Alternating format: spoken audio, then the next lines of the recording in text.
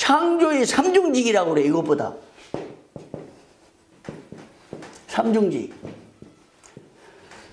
그래서 하나님으로부터 지음받은 거룩한 하나님의 백성이, 하나님 형상대로 지음받은 사람이 선지자의 사명을 가지고 온 세상에 하나님의 말씀을 선포한다. 왕의 사명으로 하나님께서 주신 이 왕권을 가지고 온 세상의 왕권으로 세상을 지배하고 정복하고 다스린다. 문화를 변혁하고 과학을 발전시키고, 과학 발전시키면 어떻게 합니까? 하나님께 영광을 돌려야죠. 과학을 통해서, 기술을 통해서 하나님께 영광을 돌려드리는 것이 이 학문의 목적이고 신학의 목적이고 우리 사람의 존재 목적이에요. 그러니까 원래 하나님께서 사람을 지어서 이렇게 지으심 받은 사람이 하나님을 연구하고 알아가도록 했는데, 사람에게 불행하게 죄의 씨가 자라가지고 하나님을 거역하고 반문화를 형성하고 하나님을 대적하는 나라를 세우고 하나님을 속이고 거짓말하고 하는, 그래서 온 세상의 질서가 휘틀어진 거죠. 그리고 제사장의 직분으로서 하나님께 평생 예배를 드리고 하나님께 영광을 돌리는 이런 삶을 살도록, 그래서 이런 사람이 신학을 하게 돼 있다. 그러니까 신학을 한다는 것은요, 신학을 공부한다는 것은 세상에 뭐 일반 대학원 가가지고 학문을 좀 어드밴스 시켜서 직장 취직을 하고 이런 차원이 아니에요. 하나님께서 나에게 특별한 소명을, 하나님의 마음을 알고 하나님의 계획을 알고 하나님의 뜻을 알아가지고 하나님이 원하시는 온 세상에 하나님의 계획을 이루고 하는, 이것이 신학을 공부하는 거죠. 그래서 신학교의 사명은 신적 사명이에요. 거룩한 사명, 디바인 버케이션이라고. 정말 이 중요한 신학교의 대열에 여러분이 지금 서 있습니다. 우리가 공부하고 광두사고시 보고 목사 한 수 받아가지고 그냥 마치 자격증을 따가지고 목회하고 현장에 나가는, 이건 하나의 과정이고, 우리 근본을 생각하면 하나님은 우리에게 그런 놀라운 사명을, 하나님을 알아가도록 자신을 알아서 세상에 그 하나님을 전할 수 있도록 이런 사명을 주셨다 이 말이에요. 우리는 정말 이 소명을 받은 사람들입니다. 신학도는 그냥 한 과목 한 과목 이렇게 점수 따고 이렇게 그칠 것이 아니에요. 3년 동안 이 신학 수업하기에 너무너무 힘들어요. 그리고 각 과목마다 그 과목 교과서 외에 그 인접 학문이 있잖아요. 그 다양한 저술과 자료들을 적어도 한 20권 이상씩은 각 과목별로 읽고 그것을 지식으로 습득해야 된다고 나는 생각하고 있습니다. 한 3권 정도 읽으면 조금 알만해요. 한 권 읽어갖고는 나한테 모른답니다. 한 5권, 10권 읽으면 조금 파악이 돼요. 한 20권 읽으면 그 분야의 전문가가 되는 거예요. 그러니까 여러분들이 각 과목마다 그 교수님들이 소개해 준 그 책들을 다 읽고, 또 자기가 하고 싶은, 특히 그 전공하고 싶은 과목들은 신학생 시절에 이 주 교재만 알고 그 인접에 있는 책들을 한 20권 이상씩 반드시 목록을 갖고 읽어야 됩니다. 여러분 그렇게 준비하지 않으면 신학 수업 준비 제대로 못합니다. 모두 다 똑같은 여건이잖아요. 그런 가운데서 우리는 시간과 싸움을 해야 됩니다. 물론 건강관리 잘 지켜야 되죠. 제가 여러 가지 그 하는 일들이 지금 많다 보니까 매일 뭐 2시 반, 3시 퇴근할 때도 있어요. 심지어 제가 12시에 가면 왜 이렇게 일찍 들어왔냐고 할 정도로 지금 제가 해야 할 일을 하면서 이런 사역들을 감당하는데, 여러분들 이 수업을 그렇게 좀 진행했으면 좋겠어요. 영성신학, 여기 계획기 영성신학 주 교재가 영성의 거장을 만나다 이거예요. 그리고 여러 뭐 교재 또 믿음의 거장 시리즈 소개했지만은 이것 가지고 안 되는 거예요. 영성에 대해서 많은 자료들을 읽어야 됩니다. 개혁기에 대해서 많은 책들을 읽어야 돼요. 그래서 여러분들이 정리를 하고 하나님에 대한 바른 정리가 됐으면 좋겠어요. 그 다음에 4번째는 신학은 무엇을 하느냐?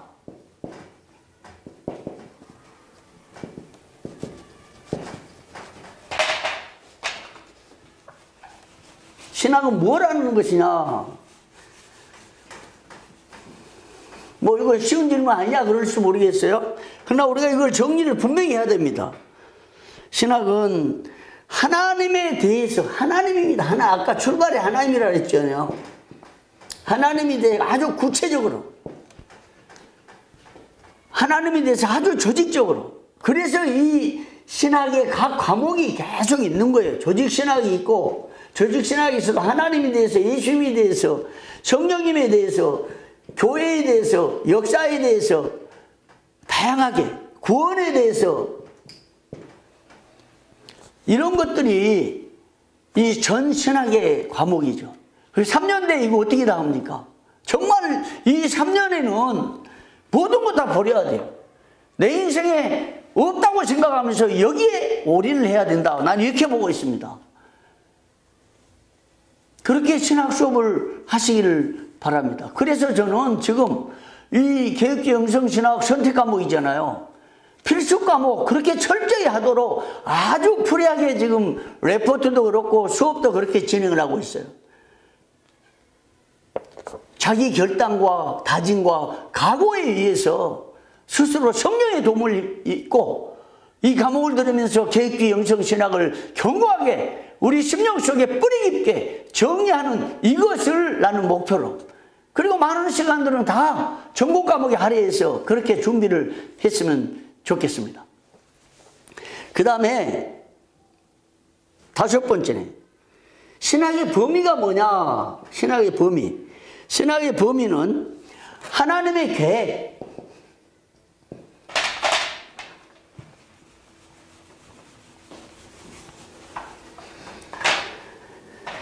하나님의 계획, 하나님의 계획,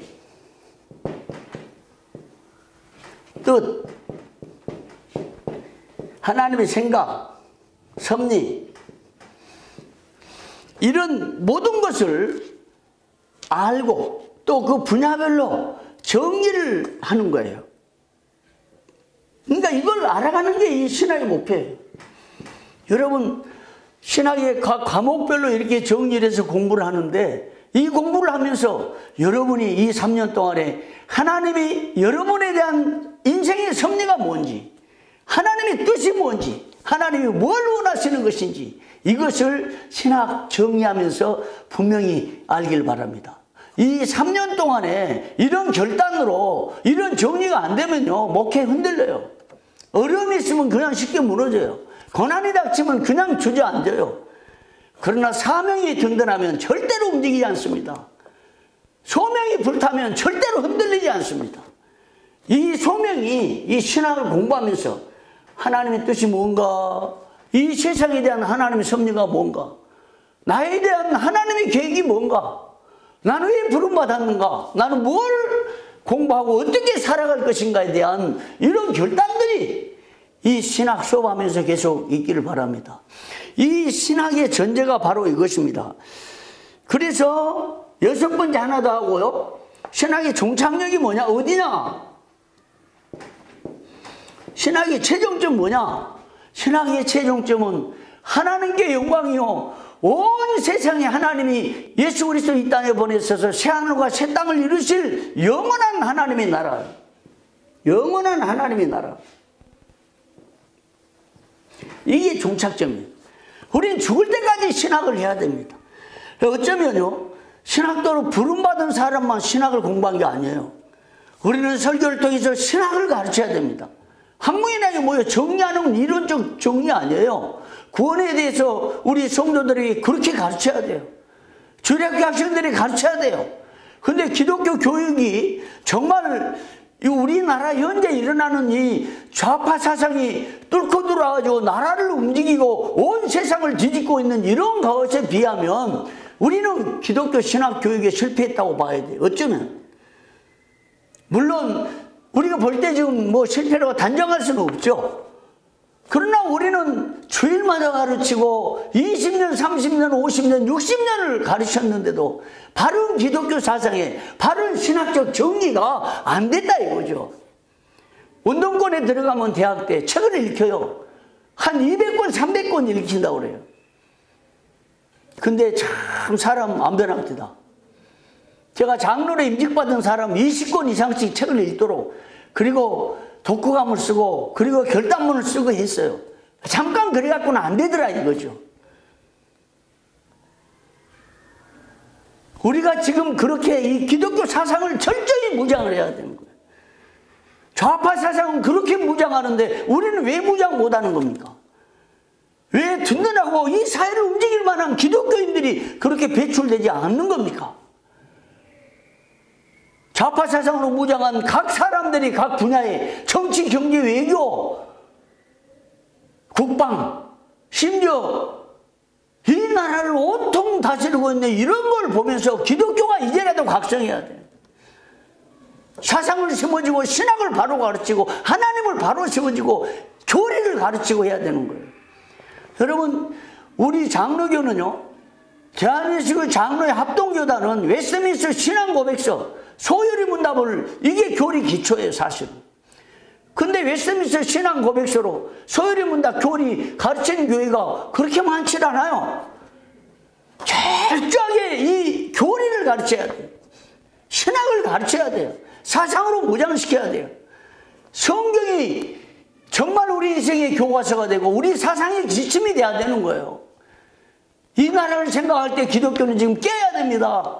지금이라도 우리 어린 아이 때부터 중고등학교 청년들 사상으로 무장을 시켜야 되는 겁니다. 먼저 우리가 이 일을 위해서 지금 신학으로 부름받지 않았습니까? 목사 돼가지고 교회 하나 맡아서 그저 목회하고 그칠 게 아니에요. 우리가 있는 곳에 어디든지 장차 임할 하나님 나라 그 영광이 이 땅에 도래할 때 신학이 종결되고, 아마 그때는 신학이 완성되니까 더 이상 할 필요가 없겠죠. 그때까지 신학을 해야 되는데 여기서 잠깐 배우고 그칠 거 아니에요. 기독교의 사상교육, 신학교육 다시 일어나야 됩니다. 지금 뭐 설교 시간에 다른 얘기 할 게 없어요. 물론 설교를 잘 듣도록 하기 위해서 다양한 연구를 하고, 그리고 많은 적용을 해야 되는데 근본적으로 교리를 체계적으로, 신학을 체계적으로 가르쳐야 되겠다 이 말이죠. 다른 도리가 없습니다. 이제는 가르쳐야 됩니다. 신학을 가르쳐야 됩니다. 그러기 위해서 내가 신학을, 자, 신학의 출발선은 하나님이요. 신학 어디서 하냐? 공간 하나님 주신 창조 세계. 신학 누가 하느냐? 하나님의 지음받은 사람들. 그 다음에 신학은 무엇을 하느냐? 하나님의 섭리와 계획과 뜻과 하나님의 비밀을 캐내는 거예요. 신학의 범위가 뭐냐? 신학은 하나님의 모든 계획을 하나님에 대해서 파악하고, 신학의 종착역은 하나님 영원한 나라. 그렇기 때문에 죽을 때까지 신학을 해야 되는데, 우리가 신학을 잠깐 배우고 우리 후대에게 이 신학을 바로 정리해야 되는데, 그런 차원이라면 우리 신학을 슬렁슬렁 공부해야 되겠습니까? 정말 새로운 다짐과 각오와 결단이 여러분에 있기를 바랍니다. 개혁주 형성 신학 첫 시간을 우리 이런 전제가 있어야 된다. 신학에 대한 바른 전제가 있어야 된다. 그래서 신학은 하나님으로 출발해서 하나님으로 마칩니다. 하나님이 최고고 하나님이 모든 것이고 하나님이 다 합니다. 신학은. 신학에서 다른 것이 끼어들면 안 돼요. 따라서 신학의 텍스트는 정리합시다.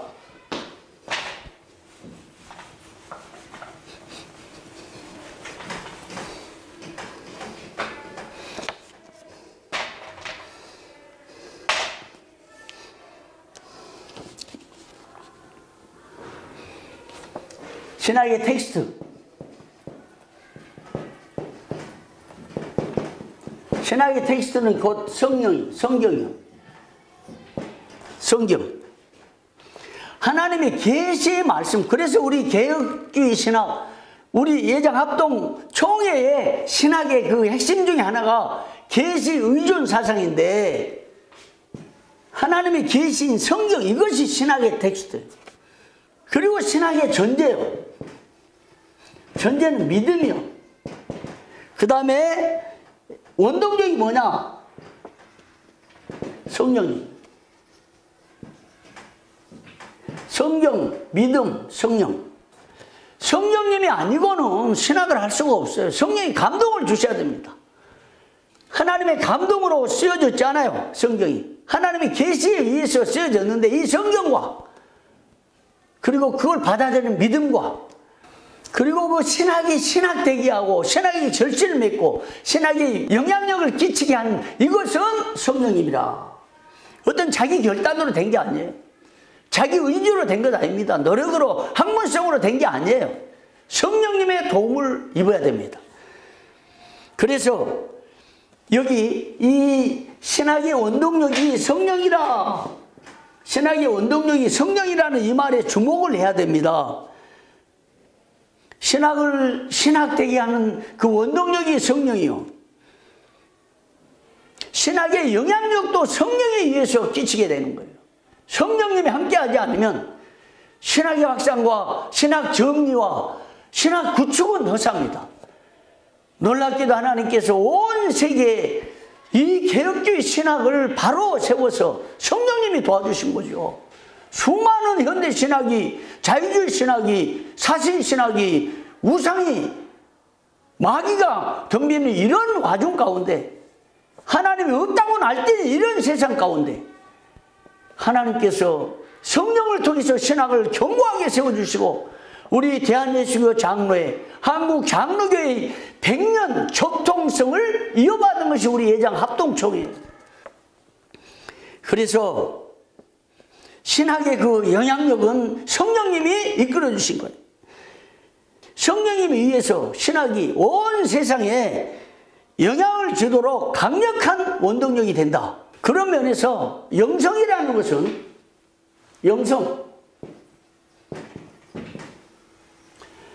이 영성은 신학에 영향력을 끼치고 신학을 확산하게 하고 신학을 견고하게 해주고 신학의 원동력이 된다. 신학이 출발할 때 처음부터 영성이 있게 된 거예요. 왜? 그건 차츰 얘기해 설명할게요. 그 영성을 우리 개혁주의 라인에서 이래서 안 된다. 이 영성이란 용어가 잘못됐다. 그래서 영성 신학이 정리가 안 된 상황입니다. 우리 교단에서는. 개혁주의 안에 있는 학교에서는 그래요. 너무 안타까운 일이죠. 이걸 차근차근 왜 학문적으로 필요하냐. 개혁주의 영성이 왜 필요하냐. 영성 신학이 왜 필요한가를 차근차근 공부를 하려고 합니다.